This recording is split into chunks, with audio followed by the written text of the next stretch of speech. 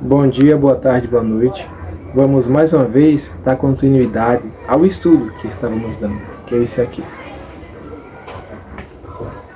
Não sei se você conhece. Aí a gente parou, esse é o vídeo 2, tá bom? A gente tinha parado na pergunta 3. Antes de começar, vamos fazer a oração? Vamos. Pai, obrigado por mais uma oportunidade. Senhor, eu te peço que se faça presente aqui, Pai. Se faz presente na vida de cada pessoa.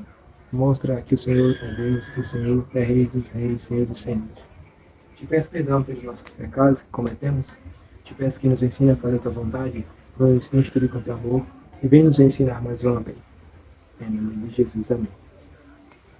Pois bem, olha só. Estamos na pergunta número 4. Na sua opinião, ou melhor dizendo, em suas palavras, o que é a Bíblia para você? Por exemplo, tem pessoas que podem dizer, a Bíblia é meu tudo, a Bíblia é o meu caminho, outros, não estou dizendo que é você, que eu já ouvi. É um livro que foi escrito por pessoas e até não é verdadeiro, porque existem coisas que o ser humano mudou. Eu sei que é um livro. Para mim, minha opinião, ela é o meu caminho, que é como foi dito antes. É onde eu posso me guiar. É o que me aproxima de Deus. É a palavra de Deus, não é isso? A Bíblia é a palavra de Deus, né? O meu divino.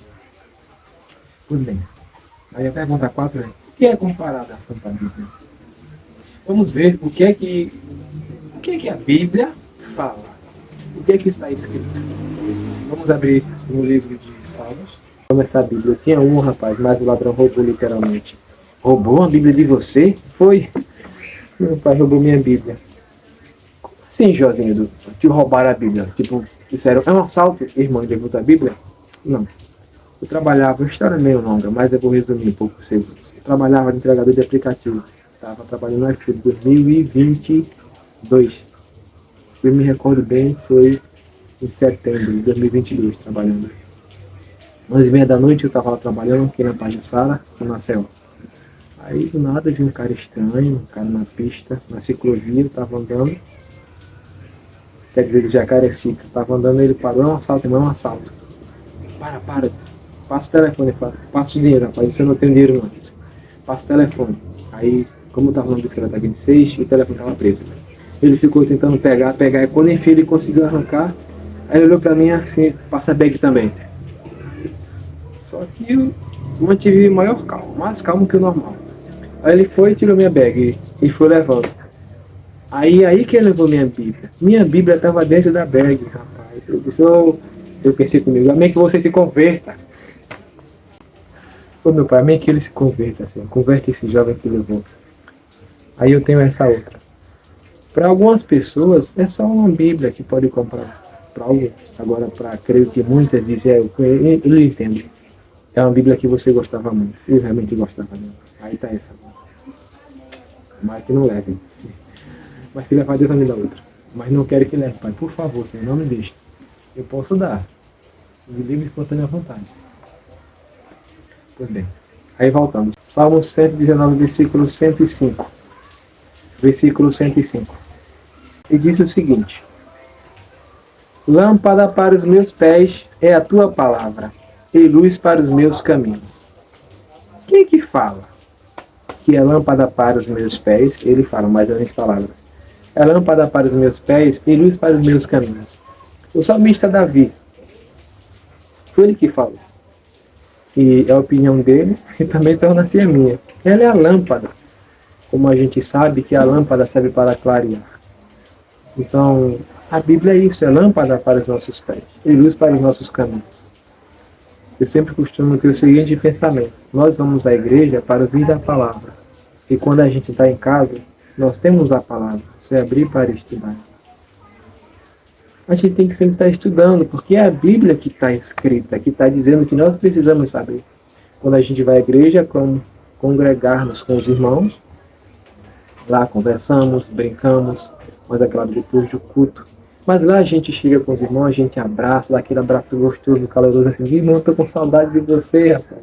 Como algumas pessoas dizem, tô com saudade do Senhor, irmão. Eu digo, ô, rapaz, também tô com saudade sua. Aí eu brincando, digo assim, rapaz, não vou soltar você mais não. Aí o pastor começa a pregar, e aquilo, as dúvidas que eu tenho, ele vai tirando, às vezes sem perceber. E quando ele não tira, e eu tenho uma dúvida que eu quero tirar, após o culto, eu falo, pastor, isso. É claro que eu tenho a oportunidade de estudar. Mas, Josenildo, me diz uma coisa, quando você, já que é assim, quando você estiver em casa, como é que você faz para entender? Muito simples. Você tem que chegar na sua casa, antes de ler, para ler a Bíblia, a palavra do Senhor, essa daqui. Dobra o seu joelho e pensa, pai, teu filho aqui, ele quer ouvir o que o Senhor tem a dizer para mim. Abre, pai, meus olhos, me dá entendimento para que eu venha ler e entender tua escritura. Ver o que é que o Senhor tem a dizer a mim. Que ele vai fazer você entender o que ele tem a dizer.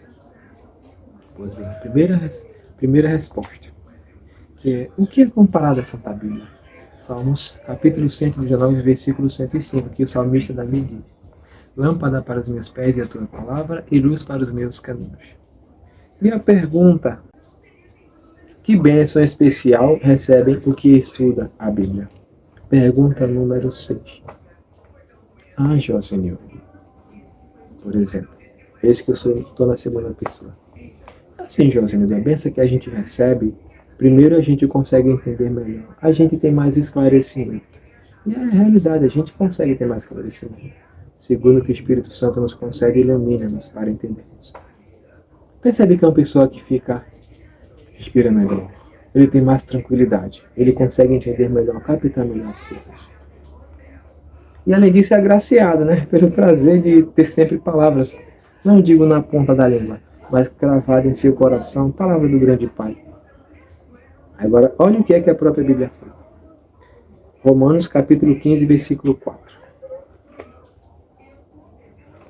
O que está escrito? Romanos 15, 4. Que fala o seguinte: Por tudo quanto outrora foi escrito, para o nosso ensino foi escrito, a fim de que, pela paciência e pela consolação das Escrituras, tenhamos esperança. Olha.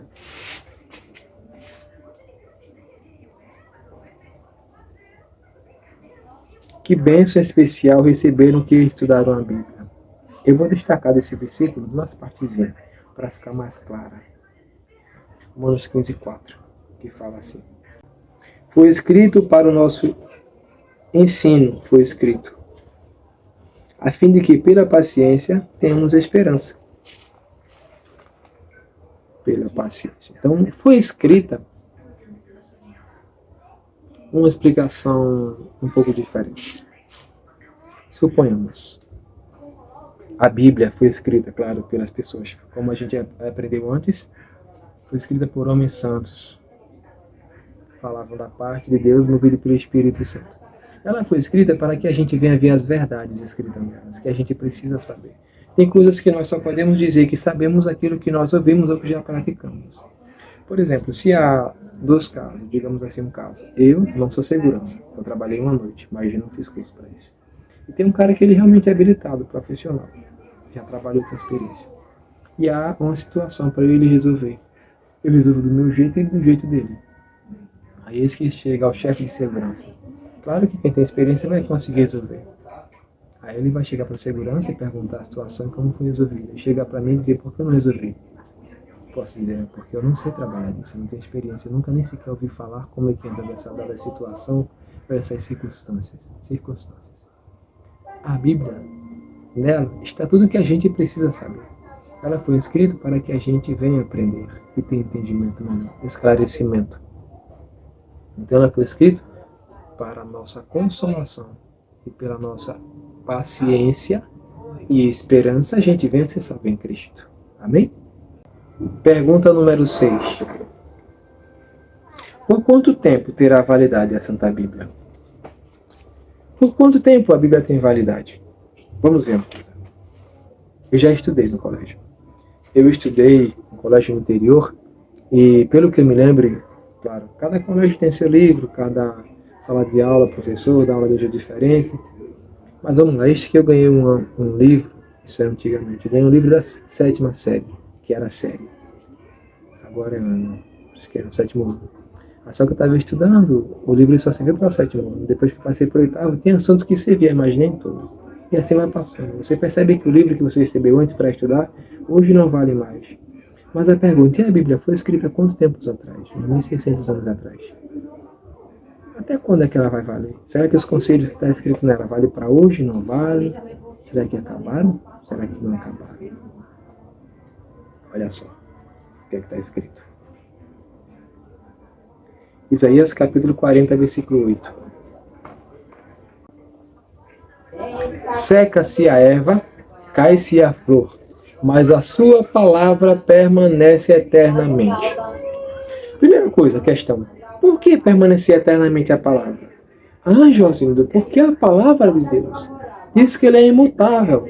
Tá bem, mas tá certo que ele é imutável. Mas qual é o sentido de ter a palavra permanecente ou permanecendo eternamente? Cristo realmente ele é imutável. Ele é tão sábio e sabe o que fez e o que faz e o que está fazendo.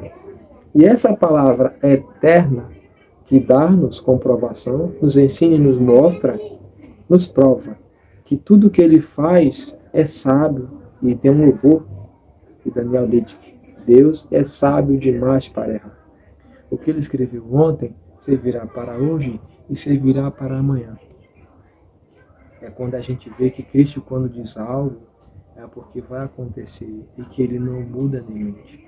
Agora, se a palavra dele diz o seguinte, que seca-se a erva, cai-se a flor, mas a sua palavra permanece eternamente. Está certo que ela diz isso. Mas se tiver escrito conselho aqui, se tivesse escrito conselhos que não serviria para hoje, eu poderia dizer, a palavra de Deus permanece eternamente, mas não tem serventia mais. O livro que eu ganhei do 7º ano, eu poderia ter guardado até hoje. Ia ter serventia, admito que ia. Mas iria estar ultrapassado. Josildo, mas como assim? Tem colégio, antigamente o livro tinha muito conteúdo de qualidade. Mas você sabe que o conselho de antes não serve para hoje. Agora a Bíblia, ela é eterna. Cristo ele nos mostra que ele é imutável e sábio, com as suas evidências, com suas ações, com suas atitudes. Vamos nessa partir para a última pergunta? Pergunta número 7. Para quem a Bíblia oferece uma promessa de felicidade? Pois bem, para quem a Bíblia oferece uma promessa de felicidade? É para você? Para o João? É para o Cleiton? É para o Felipe? É para o Marcos? É para todos. É para todos. Para quem estuda a Bíblia, principalmente. Mas Cristo não faz acepção. Claro que não faz acepção. Mas como é que a pessoa vai saber se não estuda a Bíblia? É para todos, independente, a graça é para todos. Mas quem está pronto e quem quer receber? É isso? Vamos ver. Para quem a Bíblia oferece uma promessa? Apocalipse, capítulo 1, versículo 3.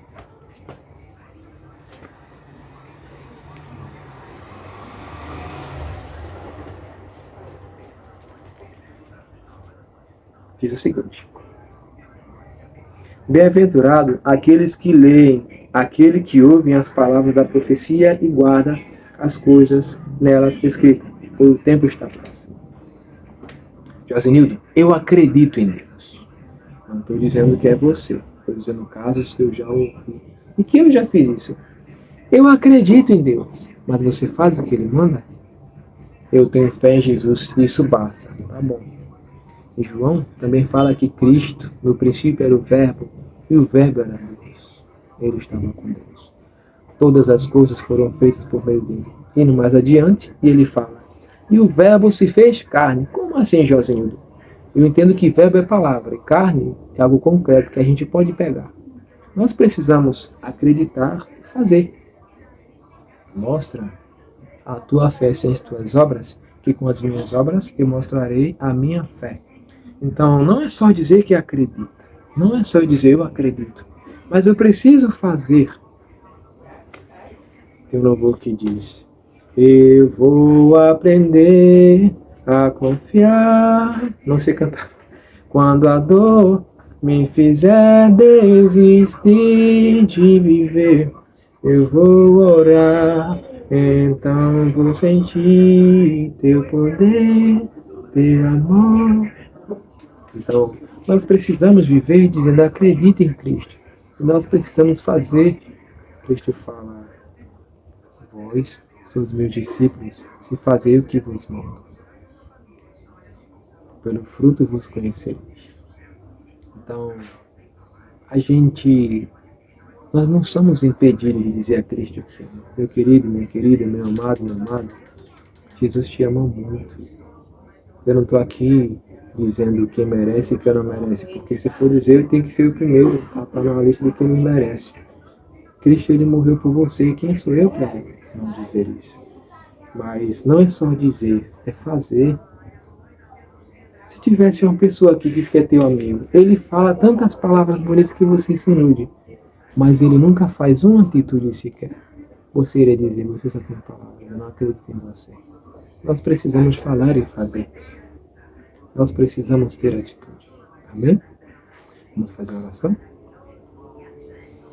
Oremos. Pai, Senhor, eu te peço que mostre a presença do Senhor. Mostra que o Senhor está aqui, sempre nos guardando e protegendo. Nos ensina a fazer a tua vontade. Nos ensina a estar com o Senhor. Nos ensina a buscar o Senhor. Eu preciso muito de ti. Perdoa nossos pecados. Sempre vem nos ensinando que nós precisamos saber e ouvir. Nos ensina, Pai. Em nome de Jesus, amém.